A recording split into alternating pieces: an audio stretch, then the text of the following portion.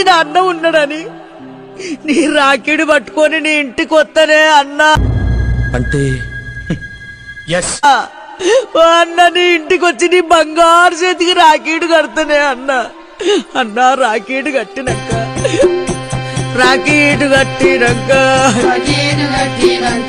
నీ కొంగు దాపుతా అన్నా. నా చెల్లె వచ్చిల్లని ఓ అన్న నాకు సీరలు పెట్టాకన్నా. అన్న నాకు కట్టమియ్యకే అన్నా. నాకు 100 ఇయ్యకే అన్నా. 200 ఇయ్యకే అన్నా. 500 ఇయ్యకే అన్నా.